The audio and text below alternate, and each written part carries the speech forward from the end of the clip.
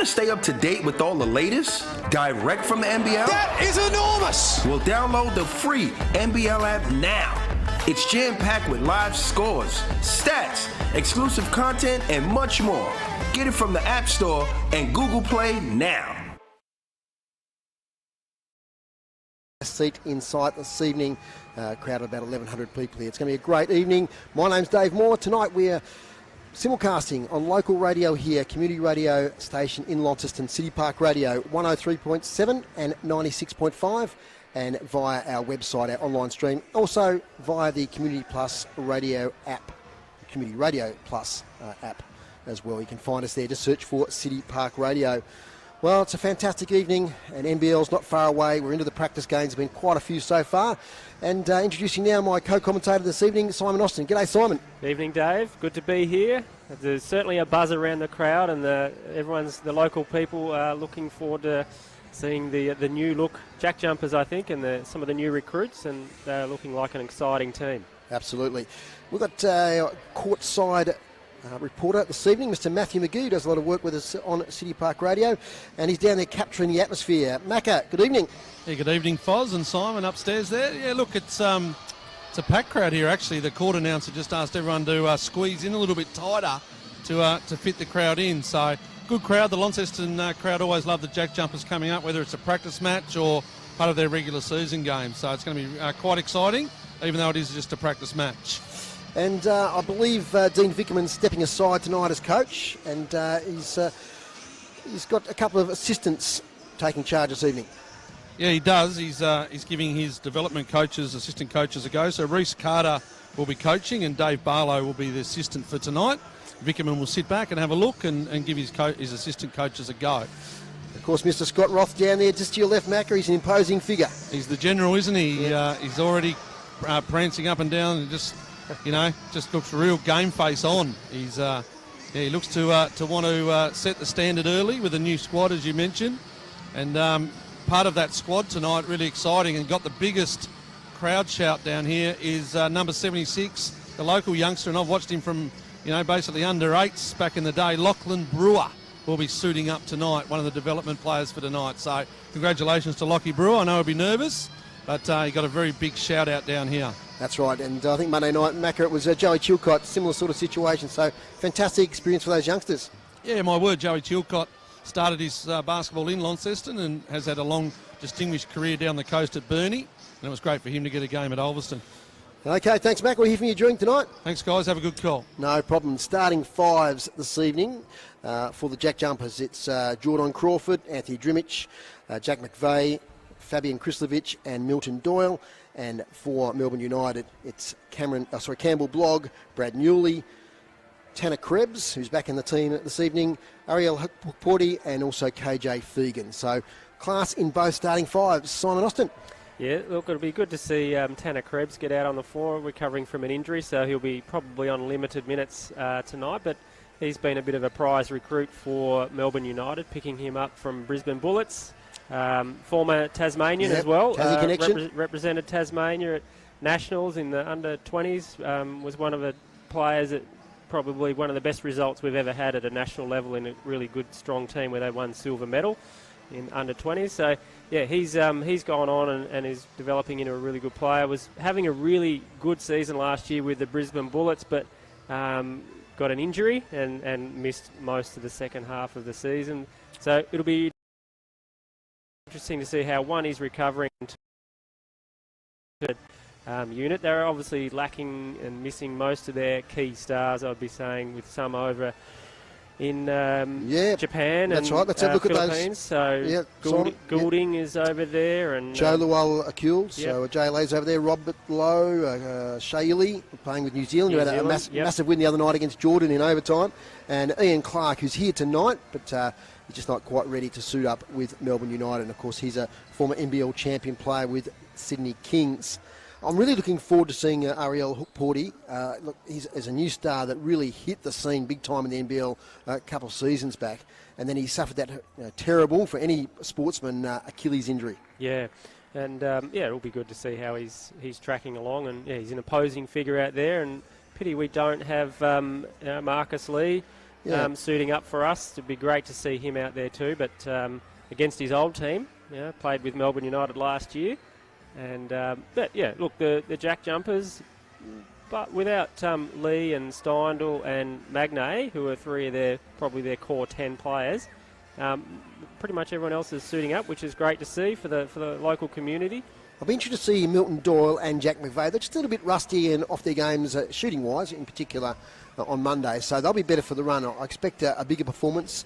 I'm not sure how many minutes Milton Doyle will play, building into a long season, but certainly the crowd will be looking for some excitement from Milton and also Jack McVeigh. Yeah, it's a practice game, and they'll be on reasonably restricted minutes. They won't play much over 20 minutes, I wouldn't think.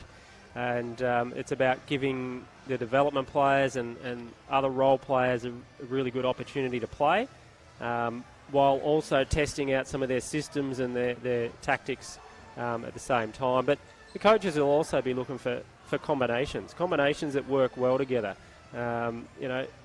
Sometimes it doesn't matter whether you're a starter or not, but it's about you still might get the same amount of minutes coming off the bench, but if you work well with particular combinations. So they'll be looking at who's going to be our leader of the second group and who fits into that well, so that we've got a balanced unit on the floor when we go to our bench, and so that we're not losing much. So they'll certainly be looking for those things in these games. I'll tell you, it was great on Monday night. That was Sean McDonald, 20 points, and he looked really dangerous from the perimeter.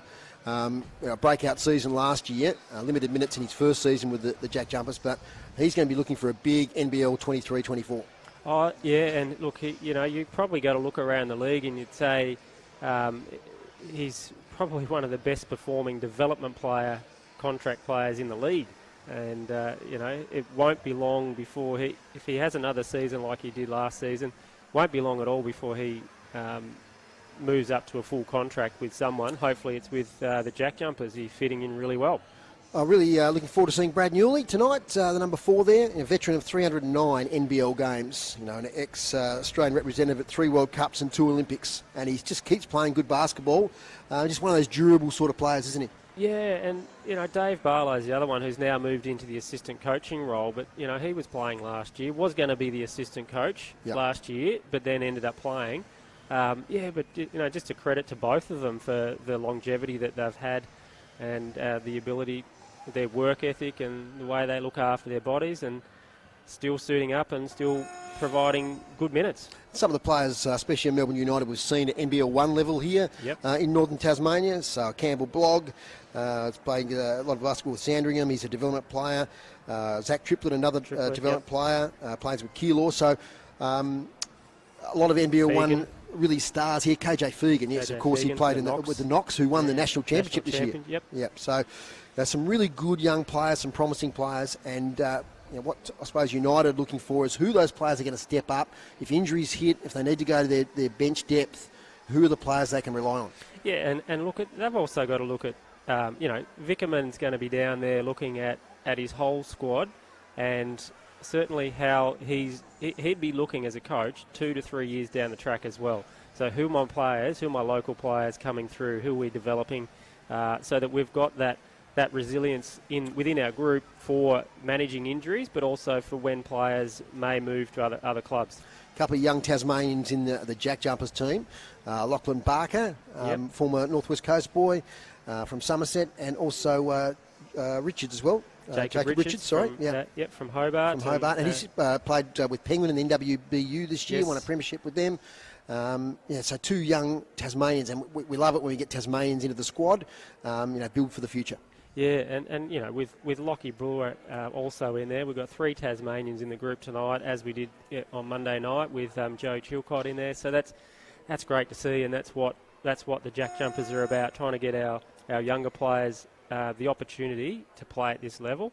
And both Lockie Barker, who's had a good career, been to university in America, has played NBL 1 in Melbourne, has played a bit of NBL as well.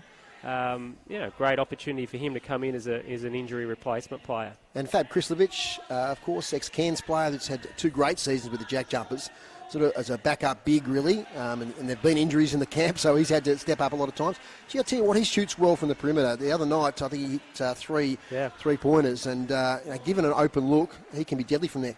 Yeah, fab is fab, as they say, and he is. He's been an absolute great pickup for the JackJumpers. He's been so reliable, and he gives us so much in that role that he plays.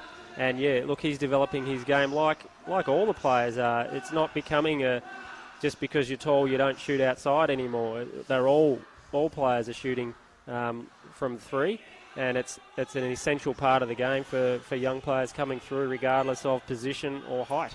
Just joined us, though, starting fives again. Jordan Crawford, Anthony Drimich, Jack McVeigh, Fab Krislovich, Milton Doyle for the JackJumpers. Campbell Blogg, Brad Newley, Tanner Krebs, Ariel Porty and KJ Fegan is the starting five for Melbourne United. Just about to get underway. NBL1 practice match action here at the Elephant Sports Centre. Great to bring it to you via the NBL app, also on YouTube, various other places, and City Park Radio here in Launceston. Underway. KJ Fegan with the first possession to Newley. Hook Porty works his way in against Krislovich. Patient. Now stands up for a shot. And Hook Porty straight away hits the scoreboard and scores the first 2 points of the game for Melbourne United. JackJumpers now in possession. McVeigh. Now into his mate Drimich. Into the paint. Distributes back out to McVeigh from the corner. He makes three. Pretty sure that was outside the three-point line. It was. So 3 points straight up for Jack McVeigh. And you know he's just an Energizer Bunny sort of player, Simon. So that's the sort of start he'd want to get into the game. Yes, he certainly brings the energy, and I notice he's the captain for tonight, so showing that leadership, and he'll bring it with his intensity for sure. Hook Porty hands off to Fegan, tries to get it back to Hook Porty, but getting a hand in there was Milton Doyle, much to the pleasure of the big crowd here at Elephant Sports Stadium. Some 1,100 people have packed like sardines into the arena. Let's hope we don't have a fire alarm like we did last year, Simon. A bit of drama. 3-2, JackJumpers in front. Fegan gets cornered, tries to get a Hook Porty, hand in on the ball. Drimich, back to Doyle, now to McVeigh. Goes in against Krebs, kicks it out. Doyle goes in, look away pass. McVeigh, fade away, but Hook Porty, as he did the other night in Ulverston, was there with the big hand, big imposing hand, and just knocked the ball away. Yeah, he's tall and he's got a long arm span, so he covers a fair bit of distance there. Thought the JackJumpers were probably a little bit slow with some of their opportunities in that set, but still got it back. Only 5 on the shot clock, so they've got to get a shot up here. And Drimich tries to get in, but great defence there from Krebs. He's back in the team tonight. He's recovering from injury. Interesting to see if he plays limited minutes. And very vocal there on the bench, Reece Carter and Dave Barlow. Hook Porty. Under pressure from Krislovich up the court. Newley, veteran of over 300 games in the NBL, misses that three-point attempt. Now the excitement of Jordan Crawford. Good points on Monday night. Here he goes, stands up for his first opportunity, makes 2. And the crowd rise. JackJumpers up to 5. League United 2. Campbell Blogg goes in, couldn't quite get the connection there with Hook Porty. It's taken away by the JackJumpers. Another turnover. In goes Doyle, Silky, nice bounce pass into Krislovich, easy as you like down low. Puts it in for 2. Fast start JackJumpers like they did the other night in Ulverston. They were ahead, I think, 31-16 at quarter time. Scoring dried up a little bit after that. Pass is pretty speculative, trying to find Newley. Look out. Take it away, Drimich, easy layup. Throw it down, And Frank. Come on. We got a timeout straight away from the Melbourne United bench. Matthew McGee's going over to have a bit of a listen to see what's going on. And Simon, have you seen the first, 2.5 minutes? Well, the JackJumpers are really putting a lot of pressure on. They're looking to trap as the ball comes over the halfway line. Crawford and Doyle are sort of running free to go to the ball and try and trap. And they're doing well behind the ball to cover the easy pass. So they're rotating through. So that pressure of just running the double team at the play with the ball makes them pick it up, look for a quick pass. But our players are off in the lanes really well and getting the steal. So that's a good sign. A lot of good pressure early on from the JackJumpers, and at this stage, United just have to work out a way of managing that. Great recruit, Drimich, isn't he? Like, just a tough, experienced player. As I said, good mates with Jack McVeigh, so they'll have a lot of chemistry on court. Rookie of the year in the NBL, I think it was 2017. So just that mature age recruit, he's still got a lot of good basketball left in him. Yeah, look, it was certainly sad to see someone like Kenyon go, but he was such a good defensive player. But Drimmick brings that defensive player, but he brings more offense. So I think overall as a player, we've gained a little bit with Drimmick over Kenyon for sure, and an experienced player. Matthew McGee, what did Reece Carter have to say? Yeah, Foz, not that excited by the start. He was a bit disappointed that they had plans, didn't execute. Wants the ball on the floor more, keep it out of the air, and just control the ball and execute the plans that they spoke about prior to the game. Cheers, Macca. Back underway. You see straight away the JackJumpers are in a full court press on that. Fegan right down the lane all the way, layup. The defence just parted, and he saw the gap and he went straight through it. And nice bucket there from Fegan. Tornadoes. I knew I was going to do that. JackJumpers will have a fine jar here. In now towards Drimich. Now to Krislovich from the corner. Doesn't make the three. Easy rebound there from Krebs. And he goes now to Fegan. Krebs stands up for three. Tanner Krebs. Tassie boy with United, and he makes a beautiful three there. Yeah, makes the margin just two. That's his bread and butter. He's a very good shooter from the perimeter. So a couple of buckets in a row there for United, working their way back into the contest after that timeout. Well called by Reece Carter. Now Doyle for three. He misses on this occasion. His shooting was just a little bit off on Monday night. Quick transition now. Newley brings the margin to 0 as they draw level here at Elfin. 9 apiece. And Free just calling a stop to things. Maybe moisture on the court, I think. Not quite sure. Just a little break. We've got a substitution. That's what it is. So Hook Porty, good start to the game. Early bucket. There's a spell on the pine. So the timeout has worked wonders there for United because they've now levelled the ledger here to 9 apiece. Siding Crawford, he draws away to the corner and makes two. A little fadeaway jumper. Fantastic Jordan Crawford. That's 2 from 2 tonight. Yeah, he's got a very smooth jump shot. That little jump sideways, Simon. It was just... yeah, he's athletic. Just got the space as quick as a flash. Now with KJ Fegan at the other end. He stands up a long three from the car park, makes it. That was well beyond the three-point line from Fegan. And they've hit the front now, United. Here goes Crawford again, goes exploring, hands off to Bairstow, who gets fouled. Disappointed he didn't make the bucket, but they'll have a chance for 2 shots here. Fast transition game now, Simon. Yeah, Crawford's certainly going to cause some defences some headaches this season with his speed and his shooting ability. He's a very smooth shot and lovely jump shot. So Bairstow missed a few free throws on Monday. You want to rectify that, and he doesn't on this occasion. He misses the first. Second opportunity to level it up at 12 apiece. Jared Bairstow misses the second one. He's got work to do at practice there on the free throws, but it's an offensive board to the Tornadoes. JackJumpers. Oh, done it again. Crawford for 3 and makes it. Jordan Crawford. Wowee. Yeah. He is on fire. He hasn't missed yet. 3 from 3. Great work there from the JackJumpers to respond. 14-12 now. JJ's in front. Fegan. from the side of the lane, makes a beautiful little floater with the right hand. And we've got a really even contest here at Elephant. The Jack Jumpers and United tied up at 14 apiece. Doyle now. Now there's a whistle on play. Is there something there I didn't see, Simon? Help me out. No, I didn't see it either. I was just quickly checking the box scores, the stats, but it might have been a foul there on the number 1, Zach Triplett.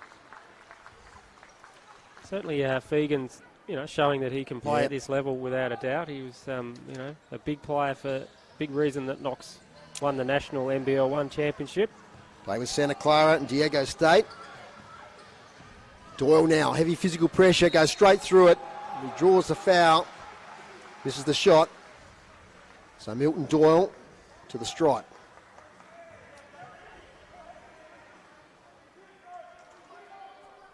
I reckon the United players a bit unlucky there. That was pretty good defence.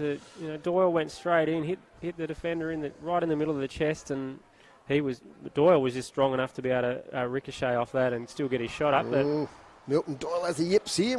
He misses the first one, so that's 3 misses. Not off to a good start. All right. Just a bit of moisture on the court there, being mopped up.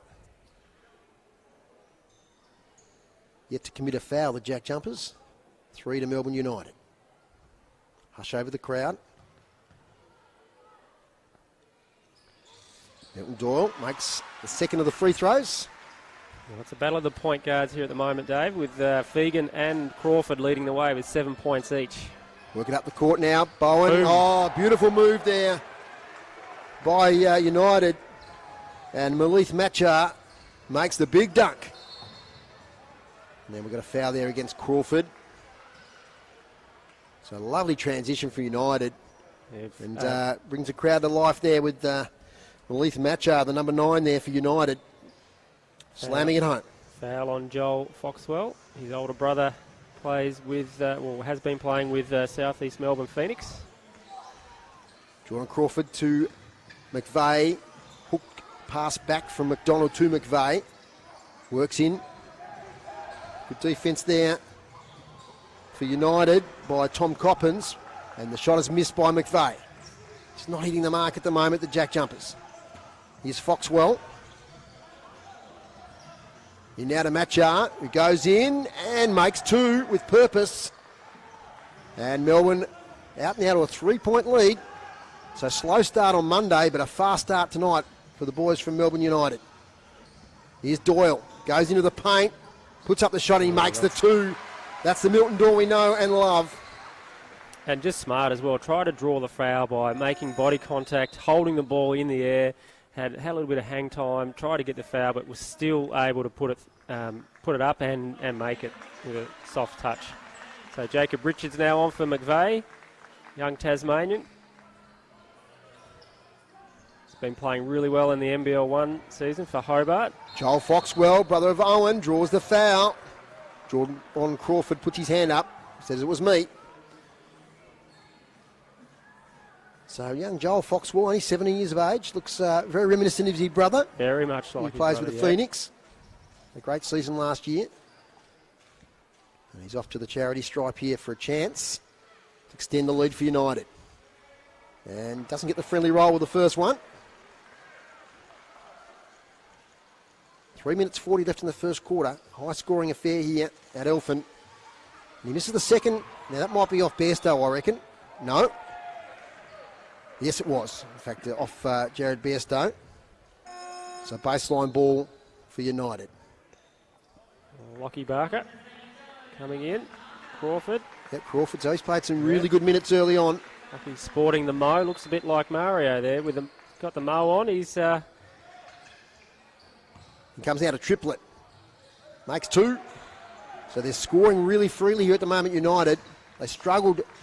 They did 50-odd points into the last quarter on Monday, but they're doing better tonight as Milton Doyle cruises in, puts it up off the glass. That's 2 class buckets in a row. Sneaks the Jack Jumpers closer. So he's really responding, Doyle, from a quiet night on Monday. Long shot of 3 is a beauty. And that's Zach Triplett making 3 for United. They're up now by 4. Bairstow holds the ball. It's for McDonald. It's a nice little screen there from Bairstow. Tight defence here from United. Now Doyle stands up and doesn't make three. O-board nearly taken by Richards, but United too strong there. Good work underneath there by Tom Coppins. Triple it again. Dishes it out. Foxwell for three. Makes three. Joel Foxwell. And all of a sudden, Yeah, they're shooting well. United are extending their lead here to 26-19. Jack Jumpers need to respond. Look away pass to Bairstow. Great defence. Shot blocked. And then Bairstow throws it out of play. They are up and about at the moment, United. Oh, yeah, they're showing a lot better energy and cohesiveness than they did on Monday night, so that's good. They've obviously gone back, looked at the tape, rectified a few things, and they've come out with a bit more energy, and yeah, they're knocking down their shots. Well, that first time out, I think it was 9-2 the Jack Jumpers' way. Since then, it's 24-10. Yeah. They've just taken over the game. Still got 2 minutes to play, so a chance to have a really high-scoring first quarter, get over 30 points for United. Oh, that's a lovely little reverse there from Campbell Blogg. The development player for United extends the lead now to 9, 28-19, and the crowd are hushed here at Elephant. Jack Jumpers under real pressure, which they weren't the other night in Ulverston, but they certainly are this evening here at Elephant. Nice pass from Doyle to Kristovic. He puts it up off the glass. Good understanding there between the two Jack Jumpers. Yeah. Huck Porty was in all sorts there. He was looking in every which way, didn't know where the ball was. KJ Fegan, he goes coast to coast again. He misses it this time though. Rebounded by Barker. And you've got a foul there on United. Sean McDonald got contact. It's Tom Coppins. And what's that? It's 14 fouls now for United. No, up to 5. So 5 shooting. a chance for a couple of shots here for McDonald.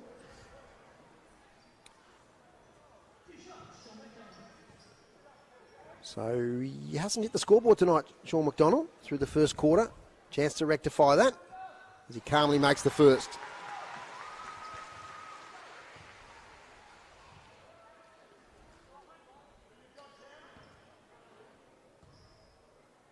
Quiet crowd as he makes the second. It's a couple of handy points there, the Jack Jumpers. Reduce the margin to 5. KJ Fegan, championship winner with Knox in the NBL1 South and nationally. Hook Porty, little handoff, little spin there from Blogg. And a nice little floater there, almost converted by Sunchian Bird. But it's out of play now. Off the Jack Jumpers, so it'll be... No, sorry, it's off United, so it'll be a Jack Jumpers ball, back court.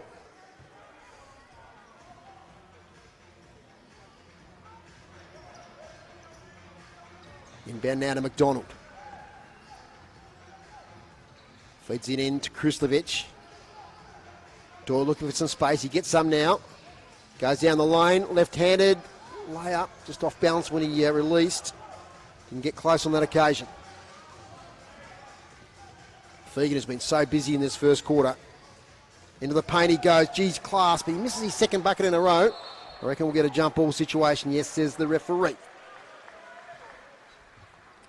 And I think it might be a Jack Jumpers ball with a possession arrow, which we can't see from our position here. It looks like it is. Looks like it will be, yep.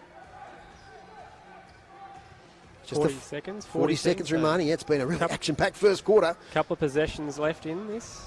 Here we go to Barker. He might go all the way. Little feed off to Kristovic. Thought about the shot. Now to an open player here in Richards. In he goes. Classy Jacob Richards. Good work, Jacob. The Hobart Charger. That'll lift his confidence and just brings the margin back to 3. Probably with one play left each in the first quarter. Yeah, the Jack Jumpers should get another possession here. We'll have about 4 seconds. In goes Fegan. And we've got a offensive foul. I think that was against the Sunchin Bird. Yep. Off the ball. Moving screen or legal screen. Yep. Wasn't set. Part of that was also Fegan went a little bit early. So it caused his defender to move into the screener who wasn't set up ready to go. So 7 seconds for the Jack Jumpers to maybe draw level if they can sink a triple. Here it is, Jacob Richards. Not close on this occasion. It's a long rebound. So that's quarter time here at the Elephant Sports Centre. And at quarter time, it's United 28, leading the Jack Jumpers 25. So I don't think Scott Roth will be that impressed. I think Matthew McGee's going to go over and have a little bit of a listen to Scott's chat to his players. But they started pretty well, 9-2. Reece Carter called that timeout, and then from then on, really, United took control of the game. A little bit of a comeback at the end there to the Jack Jumpers.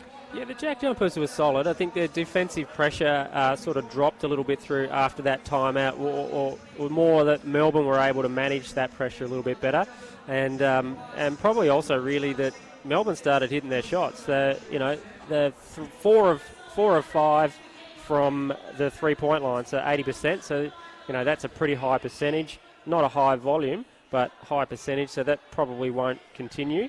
And that's 72% from the field for twos as well. So still at a high percentage. Whereas the Jack Jumpers are at 53% and 50%. So the shooting percentage, Melbourne are shooting really well. And, will they be able to contain that? You would say statistically no, over a four-quarter game. Yeah, it looks like they got all the rust out on Monday night, shooting-wise, and they've been really impressive. Just some of the leading winners here for points to quarter time. Jordan Crawford with 7.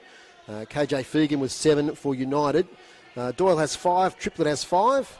And Krislovic 4 and Matchar 4. So 2 leading scorers there matching each other.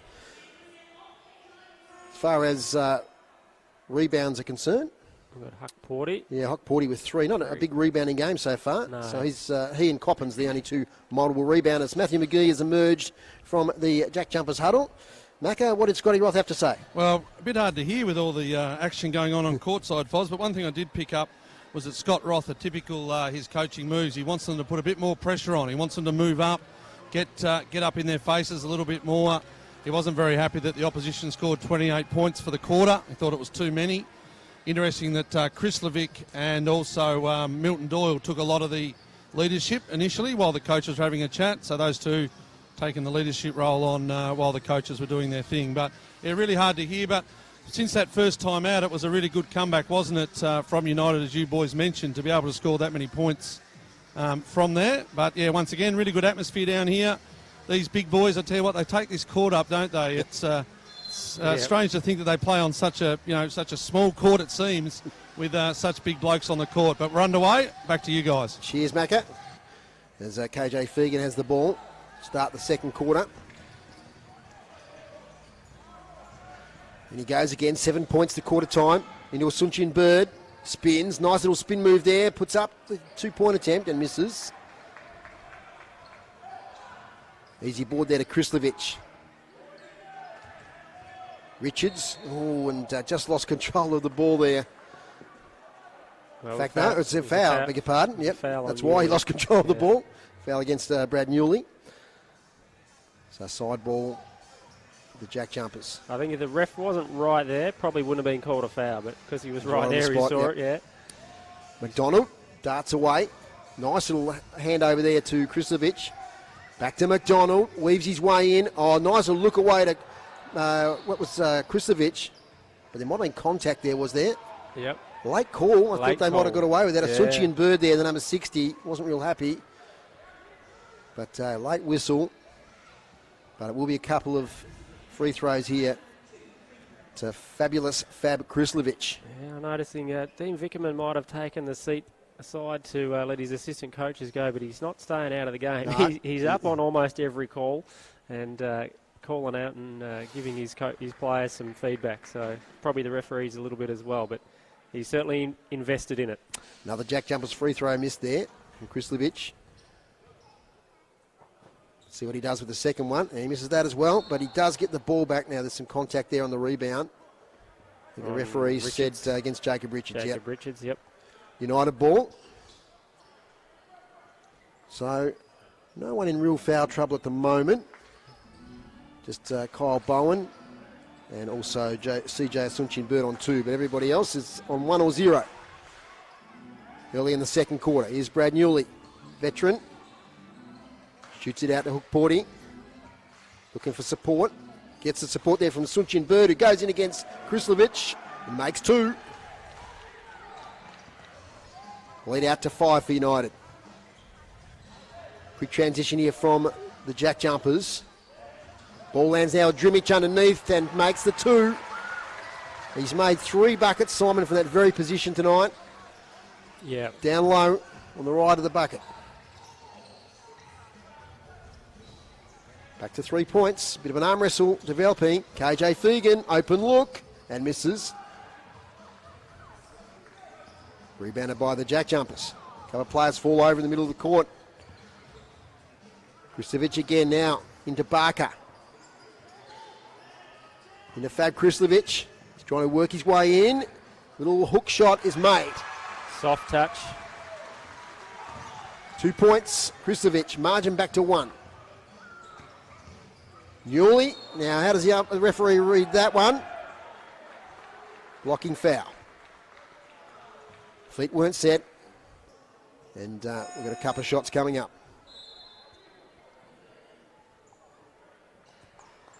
Now we'll go to Brad Newley. Heading into his 19th professional season. 3rd with Melbourne United. Played in Greece, Turkey, Spain, Lithuania and Russia. And what a great experience for Jacob Richards out there guarding up against Newley and having a really good go. And he impressed. He did some good things out there, Jacob. Margin of 4 with the extra, converted. So United just keeping the JackJumpers at arm's length. Jordan Crawford back on the court. Great first quarter, 7 points. Krislovic steadies for 3, misses. Box out there from Newley, takes the easy rebound. Oh, he nearly loses possession. Gets it safely to Hook Porty. He's monstered by 2 JackJumpers. They've shared it around the perimeter, and that's a beautiful bucket there to Campbell Blogg.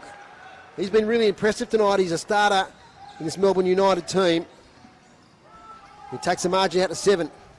Jordan Crawford stands up straight away inside the 3-point line, but makes the 2 and is up to 9 points. And he hasn't missed yet. 100%. Milton Doyle has been off for a while, is getting ready to come back on. Not far away from the starting 5, the JackJumpers now. If Milton Doyle takes the court. Fegan under pressure. Newley distributes it. Oh, gee, almost a second chance bucket there to Machar. But we've got a foul there on the JackJumpers. Yeah, holding foul on Krislovic on the rebound. Late call. McDonald on. Off for Doyle. So back to their starting 5, the JackJumpers. 5 points to Milton Doyle tonight after a quietish night on Monday.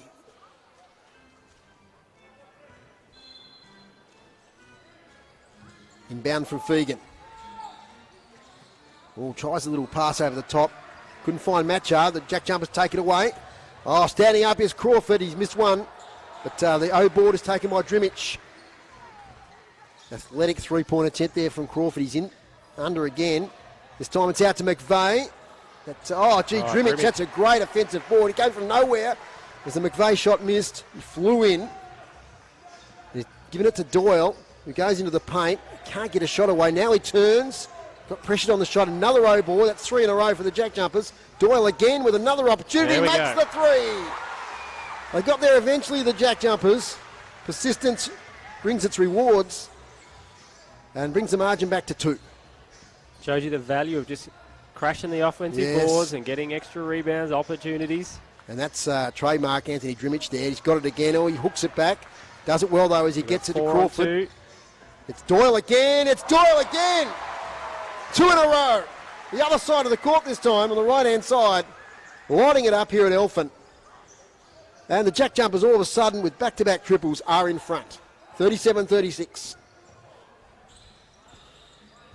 Now a triplet. Ooh. Now there's some sort of contact there between Drimic and Newley. Newley not happy, so obviously the foul is going against him.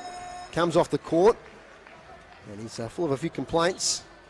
Yeah, and Macca, if you can hear us down there, how are those couple of triples from Milton Doyle? Certainly got the crowd back up and about, Foz. With those, they can certainly turn it on, young Milton Doyle. Great offensive rebounding from the JackJumpers as well. game's got a little bit more defensive, hasn't it? A few knocks Yeah. off ball and a few screens and just a little bit of niggle. Yeah, getting a bit more physical too. Yeah. A lot of physicality out there. It's getting tough. Here he is again, Doyle off the glass, does it beautifully. How many Doyle. times have we seen that sort of move? It's taken over. 8 points in about a minute to Milton Doyle. 5 minutes left in the half. 39-36, the Jack Jumpers lead. Foxwell. Now to Coppin. Gives it up now to Crawford though. He gets the intercept. Looks around for support. Steadies things down. McVeigh to Drimich. Back to McVeigh. Makes the bucket.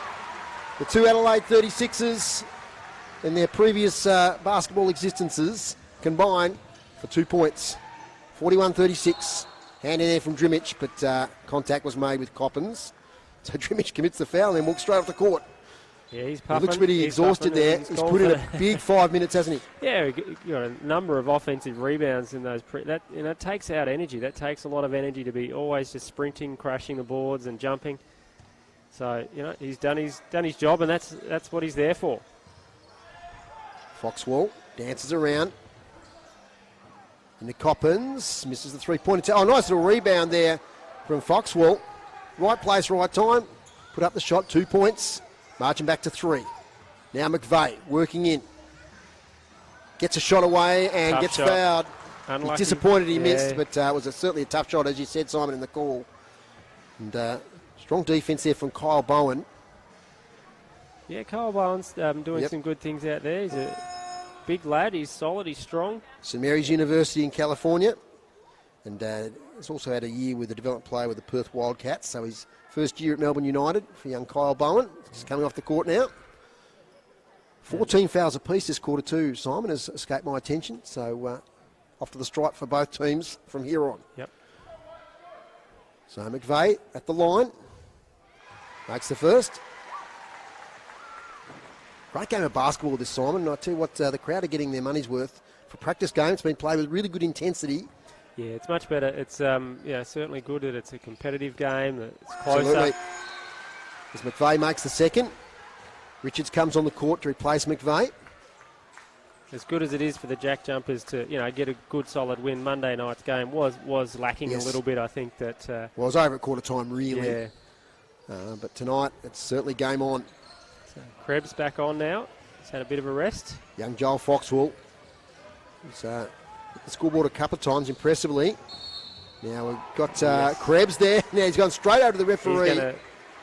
He's pointing. He's got to be careful here. Contact on Jordan Crawford. My eyes are in a different spot, Simon. Did you see that one? Yeah, I think the referee's made the right call there. Yep. I don't think Krebs didn't demonstrate that he was clearly set. Again, sometimes it can be the guy with the ball going too early, and it makes the defender look like they're out of position. Jordan Crawford. Nearly lost High it. dribble. Nearly did lose it. But, does everything but make the two. Not a friendly roll. Rebounded by Hook Porty. Support from Foxwell. He charges up the court. Distributes to the corner to Krebs. Nearly makes the three. Great rebounding there from Coppins. Another shot up by Foxwell. Well done, Richards. He's Knocking knocked that it out though, but not to the Jack Jumpers. straight to Triplet. He gives to Foxwell, who gives to Krebs. He's an angry ant at the moment after that last call, and he makes two. And he has a word to the referee afterwards. Oh, a little steal away here from Crawford by Foxwell. Good period here for United. Shot goes up, and it's 3 points to Zach Triplet. Scores a triplet and gets himself up to 8 points. Ties it up. 43 each. Great game of basketball here. 3 minutes still left in this first half. Both teams on 43. They could have 50 each at half time at this rate. Off it goes now to Coppins. Hand off to Krebs. Stands up, shoots, falls over. Referee said it was a bit of a flop. Foxwell puts up a shot that gets intercepted there by Richards. And I'll tell you what, some tired players at the moment. There's a bit of intensity in this game. Yeah. Richards to McDonald. Quite not on the scoreboard. Can he rectify that? No, he can't. He misses the two. Krebs now off to Hook Porty. In he goes. It's used his size advantage and draws the foul there. Jacob Richards was last man standing in front of the awesome figure of Hook Porty, who's charging straight at the bucket. Yep, takes a brave man to step up and Absolutely. take that. And Selfless. He did. He took it, and at least he contested it. And Hook Porty's got to earn it from the stripe. It's a high-intensity game. The teams have got a couple of weeks off till the Blitz. I'm sure they'll do a lot of hard training in the interim, but Well, I think last chance for a hit out before the Blitz. But I think it just shows you the difference between, like, you can, and no doubt they've all been doing their fitness and pre-season training, but you get into a game and it's a whole different level. Absolutely. And it's a different level of intensity, which is so hard to replicate in training. Well, Porty makes the first and regains the lead for United. They're led by 3 at quarter time. Might have a little bit of moisture on the court here. Just a bit of a hold up.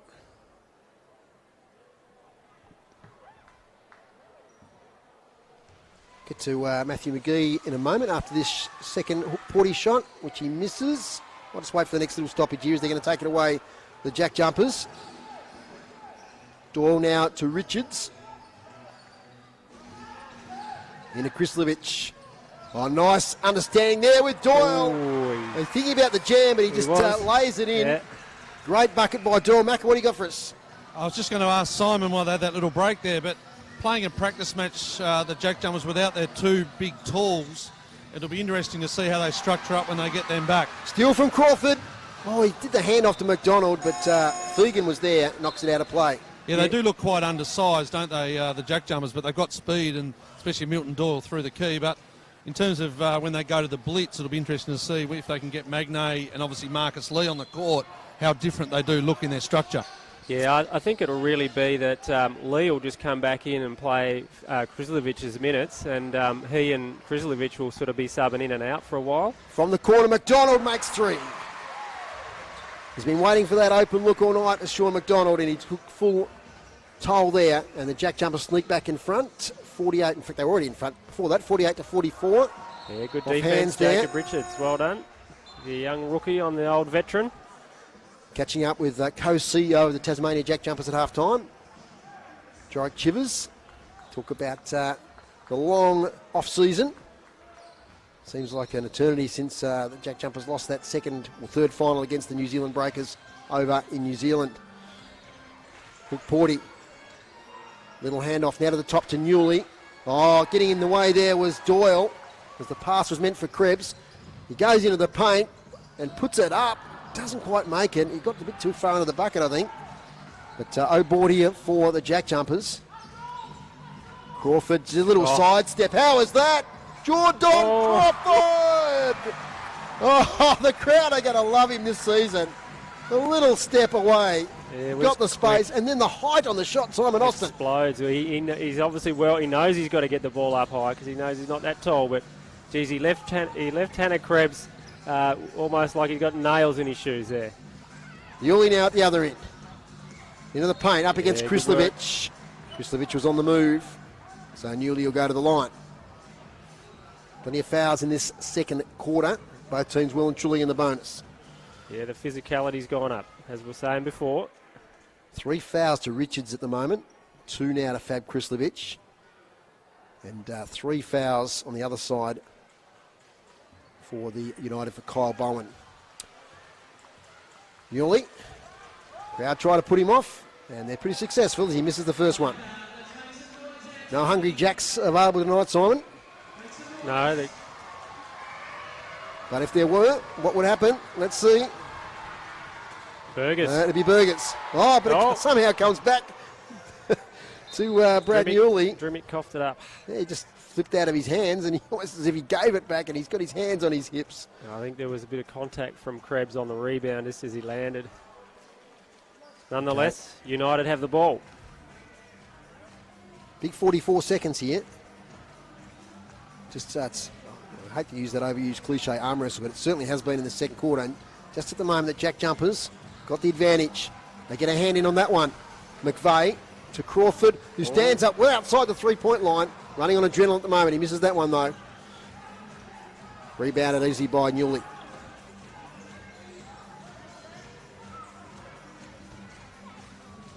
Fegan sums up his options. Kicks it out. Newley. Further on out of Blogg has been really impressive. Hook Porty. Long left-handed pass. The open player is Fegan. He misses the three-point attempt. Kristovic takes it away. 12 seconds. We'll have to do a quick transition here. Will the Jack Jumpers hold it up slightly here to Doyle. He's going to run the clock down for that last shot. And here it is, Milton Doyle. Yes. Should have been goaltending anyway because they hit the board and it was moving. So scored it, made it. What a way to finish the quarter, the Jack Jumpers. They lead at half-time, 52-44. So they scored some 27 points to 16 in that quarter. So after trailing by 3, they now lead by 8. As the players go off the court, Matthew McGee, what an exciting first half. Really high scoring. Yeah, it was there. Jack Jumpers obviously outscored Melbourne in that quarter, keeping them, 26 as they went there. So, yeah, look, it was, what was that, 16, wasn't it?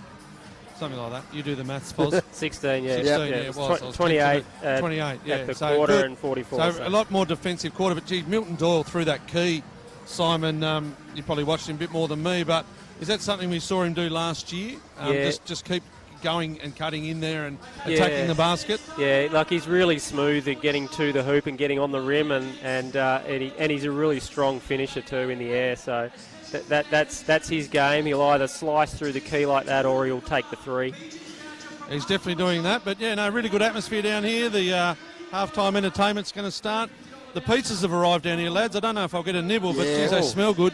Well, you better turn around and grab one because they'll go pretty quick. Thank you, Matthew McGee, there on court side here. We're going to take a 1-minute break just to catch our breath. We've got a special guest at half-time, the co-CEO of the Tasmania Jack Jumpers, JackJumpers. We'll be back with him after these messages from City Park Radio.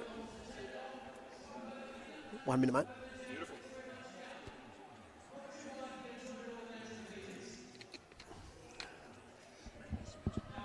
Great game of basketball. Yeah. Yeah, absolutely. Oh, good atmosphere, yeah. You got the half-court shot.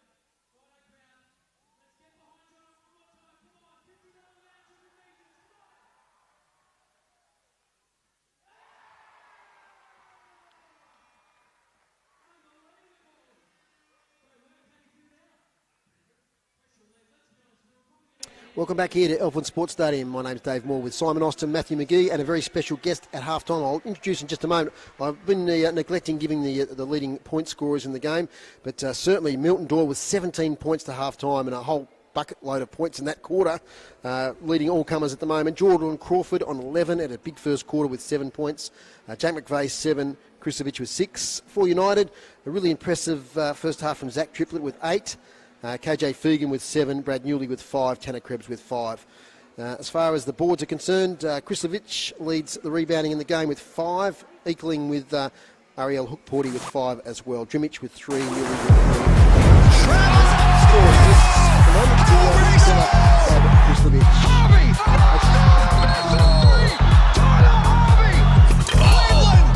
My goodness! Welcome to my world. My goodness gracious me again! And he flies!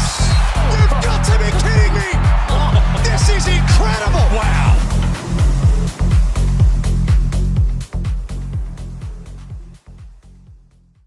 Want to stay up to date with all the latest direct from the NBL? That is enormous! Well, download the free NBL app now. It's jam-packed with live scores, stats, exclusive content, and much more. Get it from the App Store and Google Play now.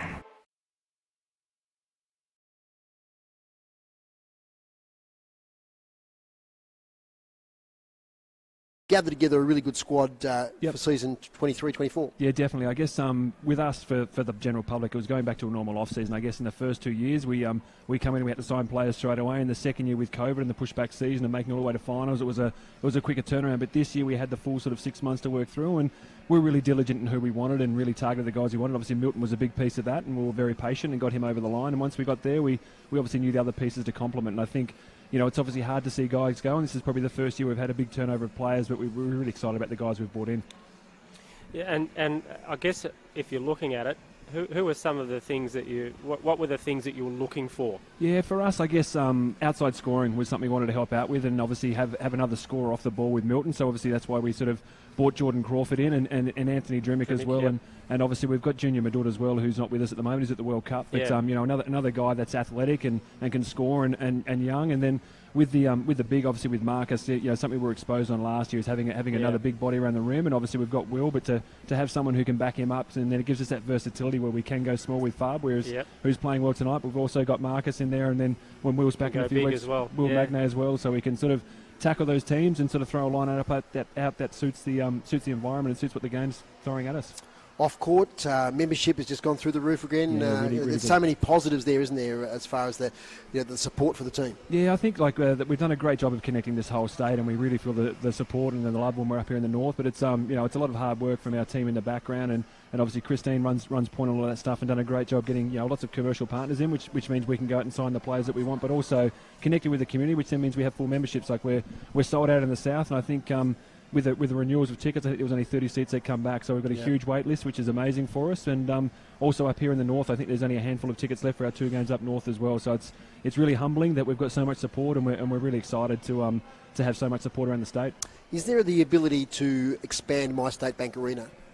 There is the ability. Obviously, it's all a big financial consideration. Yes. So we're obviously working close with basketball in Tasmania, and obviously working close with the government to look to see how we can do that. But the dream for us is to have an 8,000 seat stadium there, and we think we could fill that quite regularly. And then also in the north, I know there's plans around potential developments at UTAS Stadium, and obviously potential developments at the Silverdome. So we're working closely to make sure that we've got state-of-the-art facilities, so that when our members and our fans do come out, they can enjoy a good game of basketball, but also balance that with community needs as well, so we can put other events on in those spaces as well, and bring lots of entertainment to the state. And looking at your playing list as well, tonight we've got some young Tasmanians that have been given the opportunity just to come in and be part of that program. We've got Jacob Richards signed, which is great to have as a development player. But is that a key part of giving players like Lockie Brewer and Joe Chilcott that opportunity? Yeah, it definitely is. I think someone like Richo is a great story for us. A guy who trained with us for the last 2 years on basically signing waivers every day on no guarantee of anything. And when the opportunity come to get him, he'd well and truly earned his stripes. And I think you see tonight, he's definitely an NBL caliber player, and he doesn't look out of place on the court there. And then guys like Lockie Barker coming back is another great story. He's a guy who's been grafting away and trying to get himself in the end of a roster, and has obviously managed to catch on with us. And then, as you said, having Chiller up there on making his debut on Monday night is great, and then having Lockie on the bench here. And I know Lockie's come down to train with us a bit once he's finished his school commitments as well. So there's the guys, they come in the group, and I think one thing with the youth around Tasmania at the moment, they're fearless. You watch them at practice, they come in, someone like Lockie who's a young man at the start of his career, but he gets on there and he throws his body around, he throws himself in there. It's really, really impressive to see. How does the next month look for you, Jorik, leading up to that first home game and the season starting? Do you get to go to the Gold Coast? Yes, we do. We're going to the Blitz. Do you get to go? I certainly do. Fantastic. I certainly do. So we'll go out there and enjoy a bit of sun. But no, it's definitely a work trip, that one. So this is us back tomorrow, and then we're 2 weeks at home for a little bit more training. And depending on how our guys over in the World Cup go, then we'll start getting bodies back. So by the time the Blitz gets here, we should have Junior and Majuk Deng, and then also Walter Brown back as well. That's another one who's really exciting for us. Yep. He had a great New Zealand NBL season, and obviously made the Tall Blacks roster, which is a great accomplishment for him too. But we're really excited about his length and his versatility, and I think he's matured a lot over there this year. So we're really excited to get him back in the group too, to add that extra X factor for us. Is there a bit of a time frame on Magnay? How's his injury coming along? Yeah, he's good. He should be on the court, I reckon, in the next week to 10 days, and then he's probably going to be slow at the start of the season. So we're hoping he might be able to get some reps in at the Blitz, but if not, early in the season he might be on a slight minute restriction. But there's not really anything holding him back now. It's just trying to build up his load again, I guess, with him. And having Marcus there, we can be cautious, and having Majuk come in as well is giving us a bit of insurance, so that if he's not quite 100% at the start of the season, we can roll the dice and leave him on the bench for a bit. Big picture one, ownership of the team. Yep. Where's that at the moment? Progressing. We've still got some interest from a Tassie consortium, which we're really taking our time and being patient with. We'd love to get this thing into Tasmanian hands, and I know Larry's working really hard with them to try to get that to materialise. There is definitely interest from overseas, and some people are expressing a strong interest, but we're just waiting to see what these Tasmanians want to do, and whether we can get something working there, or if not them, we'll work with these overseas people or these Tasmanian people to people around the rest of Australia to see if they can get something together. But Larry is very adamant that he wants to sell it to the right person, and he's very precious, and the NBL are very precious of this team and understand what it means to Tasmania. So I want to make sure it goes to the right people and leave it in good hands. Moment of reflection, and how proud of you, having been on the ground with the JackJumpers since the start, how proud of you to get 2 final series, a grand final and a semi-final in those first 2 years, but how hard is it to back that up? Oh, yeah, it's difficult. I guess it's very Cinderella in first year, but there's a lot of hard work goes into a Cinderella story. I think the mindset of Scott and the players is just relentless. We don't talk about results, we just talk about getting better every day, and that's on the court and off the court. We sort of all put our heads down and graft away, and that's led to some great success. But I think it's humbling being a Tasmanian, representing this state, and I think the boys really feel it, and going away and making finals, making semi-finals is massive for us, and obviously we're trying to get even further this year if we can without putting too much pressure on ourselves. We're really going to try to push hard to represent the state the right way and make it back to the finals again. As the Tassie AFL team develops along the way, if some people came to you and said, look, are you getting hints you can tell us, or some pointers for developing a team from scratch, would you be there? Oh, 100%. Well, we're fully supportive of the AFL. I think it's great to have Tasmania represented on the national stage in any sport. So we're fully supportive. Obviously, we're by no means experts. The AFL had their experts, but I guess with us, the thing we try to do is just connect the state. Absolutely. And really connect with the people. And we're really clear on what our values are and what our goals are. And we try to be humble and authentic, and hopefully we're being that. But that's what we try to do. That's what Tasmania resonates with, and that's what we're trying to represent, the Tasmanian people. I think the last few days have shown that the support you've got from the northwest and the north is pretty amazing. Statewide, yep. We've only got about 50 seconds before we tip off again. Jock, thanks for joining us here so much, on the NBL1 live stream and on City Park Radio. We appreciate it. We're doing it tonight on the local radio as well. I heard you guys shouting out about the pizza before, so a big thanks to the Wise Guys Pizza Group. They are looking after us, so really appreciative of that. No problem. Excellent. Thanks very much, Jock. Thanks, guys. Right. Bye. Thanks for joining us. We're about to get underway, so I think Matthew McGee's been down there somewhere trying to find somebody to listen to. I think he might have gone to the Melbourne United. There he is. I've spotted him. What you got for us, Macca?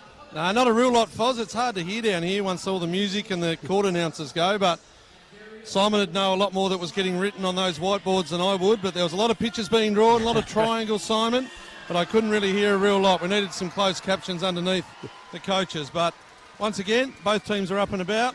What is it, 8-point margin, and you're looking forward to a great second half. Thanks, Macca. It's going to be a JackJumpers ball from the side via Jack McVeigh. Crowd getting up and about.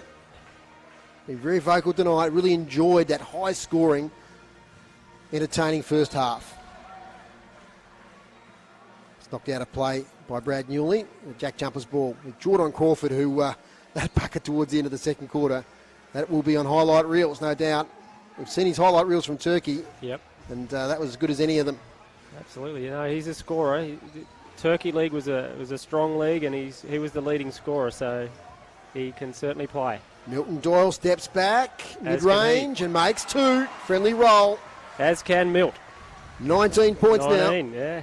Quiet first quarter, so he's really stepped it up now, hasn't he? Absolutely.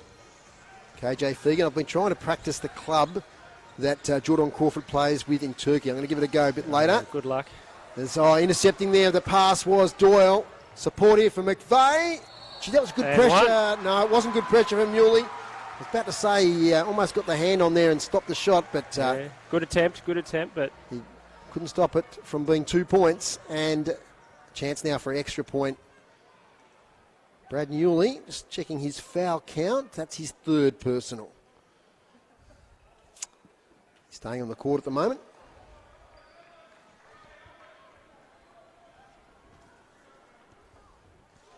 McVeigh makes the extra. And a little bit of an Achilles heel tonight, the free throw line for the JackJumpers, but good conversion on that occasion.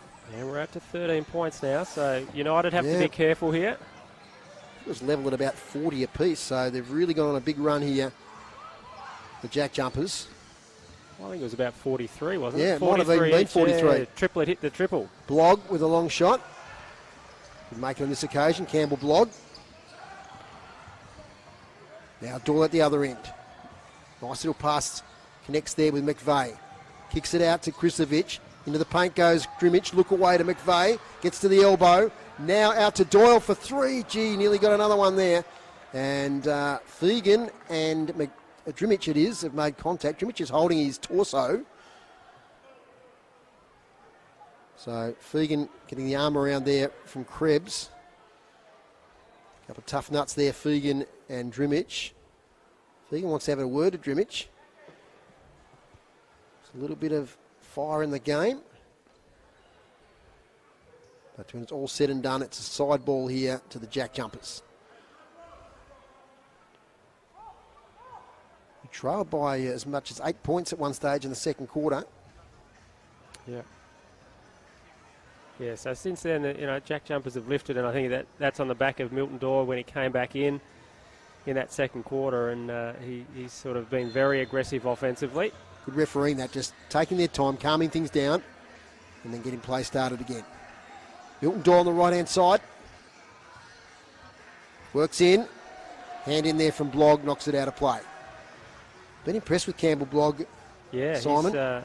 He's playing some good minutes. He's spent last year, he's a bit like Jacob Richards. He trained with the team last year. Now he's a development player. A little floater there on the left hand from Kristovic. Great little offensive set there on the end ball for the JackJumpers. Blogg loses the handle, but it works out okay to Fegan. Although diving on the ball with desperation was Kristovic. I think it's going to be a United ball from the side.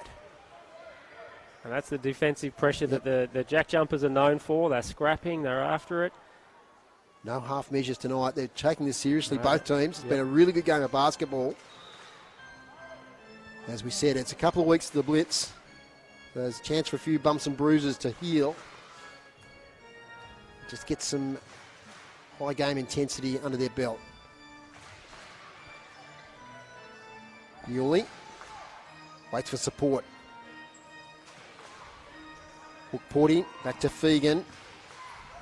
We'll pick and roll, but it's not a good pass there from Fegan. Grimmich, look away. Crawford stands up for three. Jordan Crawford. Nearly made that one. Quick transition. Krebs has got Blogg if he wants him. Krebs goes himself with a left-handed layup and makes two. Good work there from Tanner Krebs, son of Dan. Tasmanian basketball legend. Oh, how does the referee read that one? Against Krebs, who smiles ruefully as he hits the deck. Reece Carter's asking for a review. Don't think we've got reviews in the practice matches. No. Yeah, Dan Not Krebs. with our one little Dan camera Krebs is an exceptionally good American import that came down to Tasmania and did really well. Milton Doyle shares with Kristovic. McVeigh makes a cut, but he goes to Doyle. Now into McVeigh underneath. Tough bucket, he makes it. That's the understanding there. They're their second season together now, Doyle and McVeigh. They combine beautifully there together. Yeah, and great team basketball too. 15 points. Unselfish. Doyle could have taken that shot, but he saw that McVeigh was in a better spot and gave it up. Krebs with the fake charges in. Doyle with the defence makes contact with Krebs. He walks away and concedes the foul there.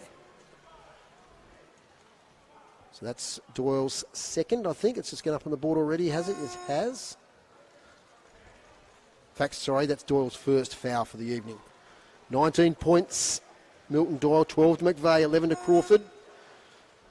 And Zach Triplett with the 8 points, the leading scorer for Melbourne. Nobody in double figures there as yet. Hook Porty has a spell.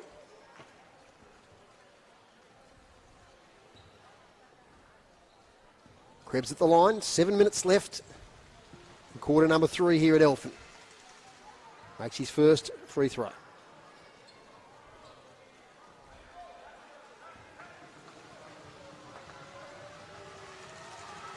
Steadies for the second and makes that as well.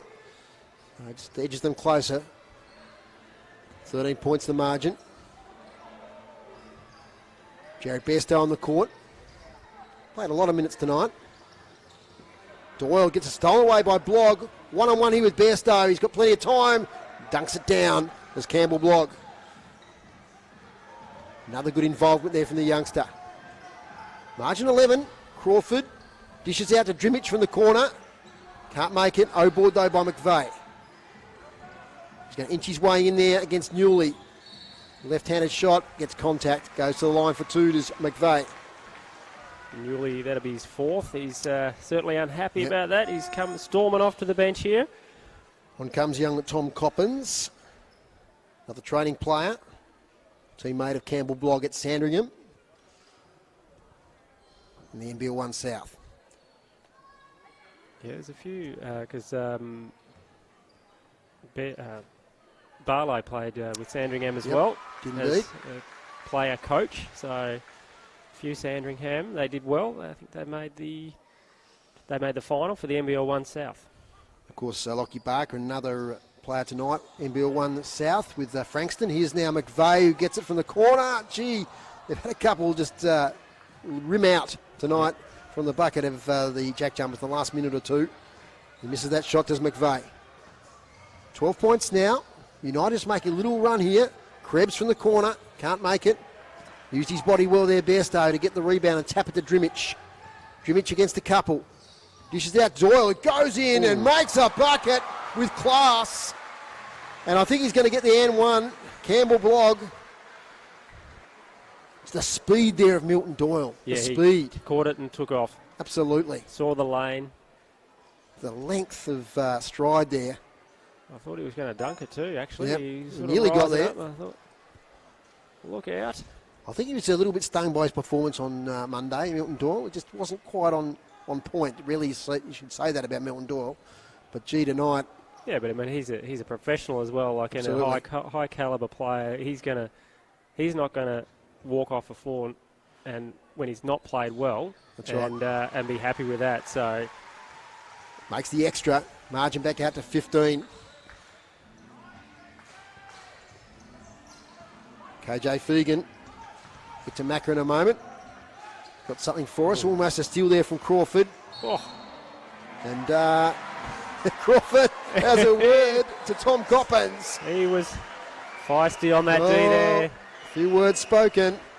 Teams separate. Oh, what's going on here? We got Hook Porty's ready to walk onto the just floor. A little And bit of attitude here. Jordan Crawford was not short of a word there with young Tom Coppins. Macca, what do you got down for us? Well, that was an interesting one just there before what I got to see before, but Crawford's about 178 centimetres and he only went under the armpit there and caught one. It was a set screen, but because he's so short, he went straight under the shoulder height. I was just going to say before, boys, there was a few wry smiles from the United bench when Milton Doyle just finger rolled that one in before, and it was like a look of, well, yeah, look, he's pretty good. Yeah. It was just a little wry smiles. Absolutely, and the crowd loved it down there. Yeah, my word, they did. Yeah, they're all staying around, and everyone's enjoying the evening. It's a nice, high-scoring game. Thanks, Macca. So back underway after just a little break there to calm tempers a little bit. Bairstow again to Doyle. Oh, gee, the behind the back pass nearly Wasn't connected quite, there with nearly got Bairstow. Showtime here now for Doyle, but they've taken it away through Fegan. Little pass backwards now. And Bowen works in and makes a bucket there. Good work from Kyle Bowen. nice work. Doyle again, he's playing a lot of minutes. Yeah, he Getting the is. match fitness Yep. in. Playing a bit more than I thought. In fact, all the starters are playing a lot of minutes. Gets In a goes foul. Drimich, gets the foul on the way to the bucket. Now, will it count? No. No, well before the shot was put up. Yeah. But Melbourne are in the bonus at the moment, so it'll be free throws nevertheless. And there goes There's Doyle. Milton Doyle. And the rest. And you don't often see that, a player come off halfway through the third quarter and get a round of applause. Yeah, 22 points. 4 assists. 2 steals. So Drimich now. And a couple of rebounds. So he, as we know, he does it all facets of the game. 5 points now for Anthony Drimich. He's had a great season with West Adelaide Bearcats in the NBL1 Central.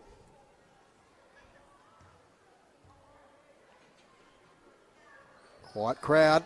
Oh, the first one's a bit short, rebounded by Bowen. 5.5 left, third quarter. 14 the margin. Look away pass. Coppins. Oh, that's a great bucket for Zach Triplett. He's had a big couple of moments tonight. And he's up now to 11 points, top scorer for United. Hasn't had the most court time, but gee, he's been effective when he's been out there. Drimich into the paint. Yeah. Lovely little layup. Given a fair bit of latitude. Well, just good ball movement that created the space, and Melbourne were off, they're out of position defensively, and it just opened it up. So good team play again by the JackJumpers. That's what their blueprint is, and that's what they're known for. Fegan. Coppins is free. Goes in, and a classy right-handed bucket there. Just cruise down the lane. Just go marching back to 11. Close it's been for a little while. So plenty of time left in this game. Crawford the give and go with McVeigh underneath. Hurls it out to Drimich from the corner. Anthony Drimich. And I think we might have a timeout, have we? No, just some substitutions. Foxwell, Fegan. And Lockie Barker back on.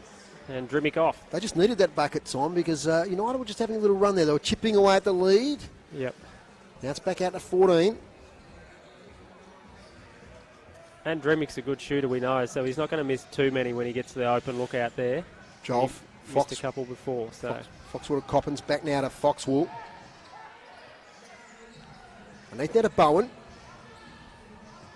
He's going to work it himself here, I think. Oh no, take away by Crawford, little steal. He might go all the way here. He's got some opposition. He pulls up for three. Bang. Jordan Crawford, just a little bit off since that big scoring run early.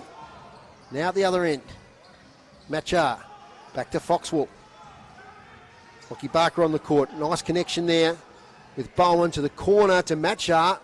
Long attempt for three. Rebounded now by McDonald. Waits for support. Comes from Barker. Out to McVeigh to Crawford. Crawford, little one into McVeigh. Great defense by Bowen, who goes down hurt. Now, we had a whistle on play. I think he's calling offensive. Yeah, offensive against McVeigh.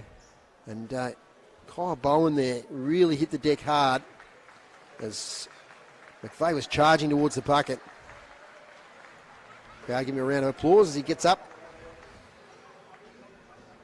Playing his first season with Melbourne United, Kyle Bowen. He's had 4 years at St Mary's University. Yeah, one of the many Australians that come out of St Mary's. Yeah, it's a go-to place for Australia, and high quality players come out of St Mary's too. It's a well recognised university, a great basketball program. So, and Kyle Bowen's showing that tonight. Like you can just see he's got the awareness on the game. He's got the footwork and. Tommy Coppins. Little fade away with the right hand. Good rebound there from Richards.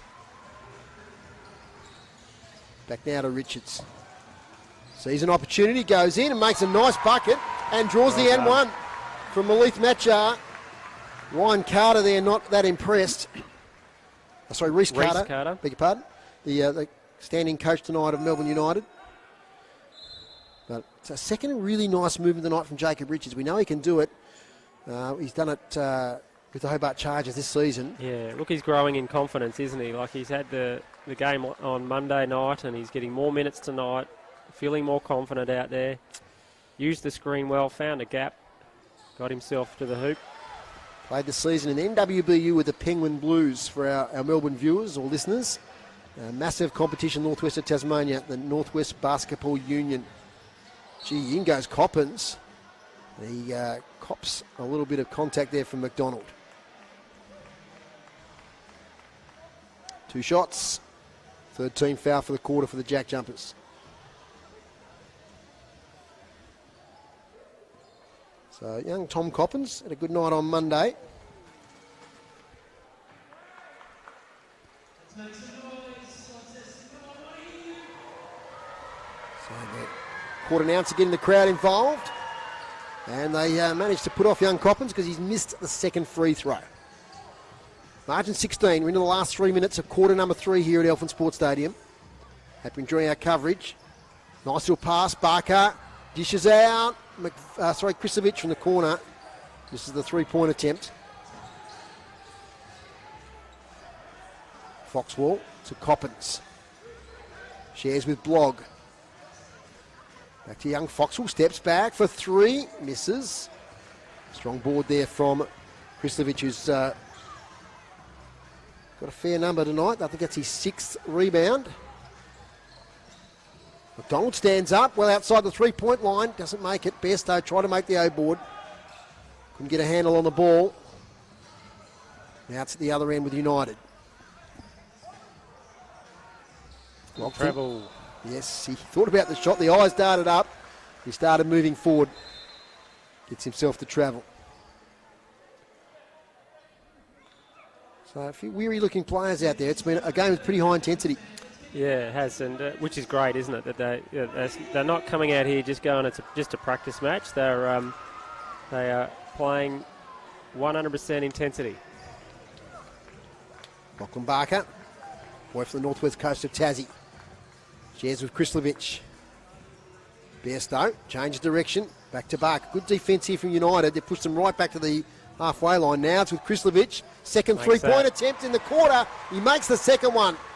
He loves it from out there at his big fab. He's not shy to take a shot. And Monday night, he was fantastic. I think he scored 2 or 3 from there. Game high 19-point margin.